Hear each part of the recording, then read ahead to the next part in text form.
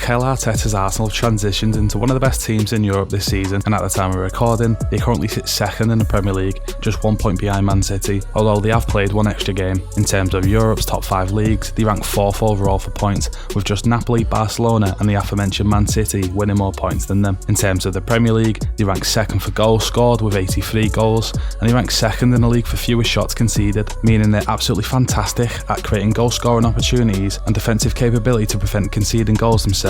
Now, we know they had a shocking spell where they dropped points against Liverpool, West Ham, Southampton, before losing to City, and no doubt losing the league, but what Arteta's done with that team is nothing short of incredible, and I think securing Champions League football will give Arsenal that extra push to challenge for silverware next season. With that influx of cash that will be injected into Arsenal for next season, I want to talk about a statement signing I think they should make, with that player being Declan Rice. Declan Rice has been one of the best all-round midfielders in the Premier League this season, and it's easily understandable why he's the main talking point in regards to transfer speculation and what club he'll be at this time next year. The 24-year-old has been linked with the likes of Liverpool, Manchester United, Man City, Chelsea and Arsenal, and in today's video I'm going to be talking about why the latter should be trying to acquire the services of Declan Rice.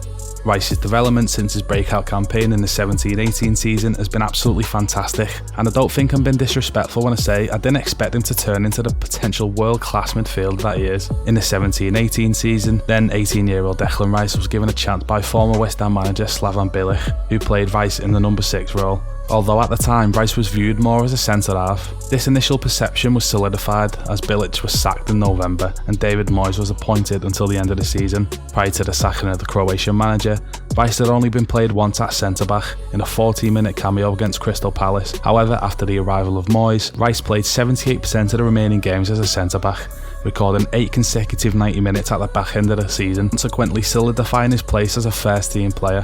In the commencing season, David Moyes was replaced by Manuel Pellegrini, who correctly identified that Rice was a far better number 6. As a result, Declan Rice played over 3,000 league minutes as a defensive midfielder, with West Ham finishing 13 on 42 points, just 2 points off a top half finish. Since transitioning into the midfield under Pellegrini, Rice has developed into one of the best number 6s in the league, playing around 3,000 minutes in each of his last 5 seasons. He even captained his side for the first time on the 28th of December 2019 against Leicester, despite still just being 20 at the time. His development has been consistent upon each consecutive year. This season, under David Moyes, Rice has played as a left-sided number 6 in a 4-2-3-1 formation, taking his play style to the next level. In his first couple of seasons for West Ham, Rice was seen as this out-and-out number 6, who was instrumental in breaking up the play and winning the ball back for his side. In the 1920 season, Rice completed 5.1 tackles and interceptions per 90, which ranked him 4th in the league behind Leicester's Wilfred Ndidi and Ricardo Pereira and Manchester United's Aaron Wan-Bissaka. The defensive side of his game was excellent,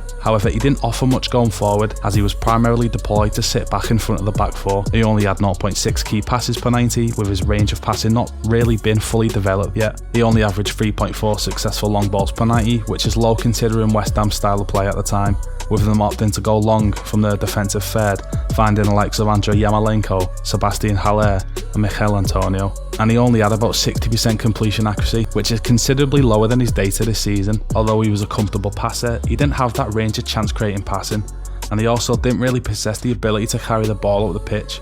His role was strictly to defend the back 4, and it's only really been the last 18 months which we've seen a different side of the Englishman. His stats this season have been a significant increase from his stats a couple of seasons ago.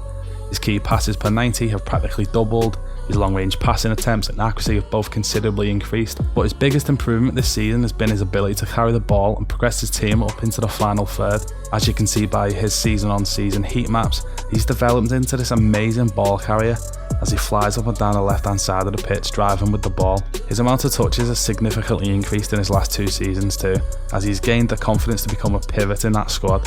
He's constantly trying to rotate into empty pockets in the defensive and midfield thirds to offer passing opportunities and numerical superiority. Like previously mentioned, Rice has typically always operated in the number 6 role, however I don't necessarily think this is his best position. His development in the last 2 seasons has made me think he can transition into a potential world-class number 8, operating on that left side of a midfield 3, whilst also offering fantastic cover in the centre of 3, of as a 6 in a double pivot. The interested teams are listed before best suited for Rice's development into more of a number 8 is Liverpool, United and Arsenal, and I really think the latter should be going in for him despite the price tag. Although Granit Xhaka has had an excellent season, I really think Declan Rice in that role will take the Gunners to the next level.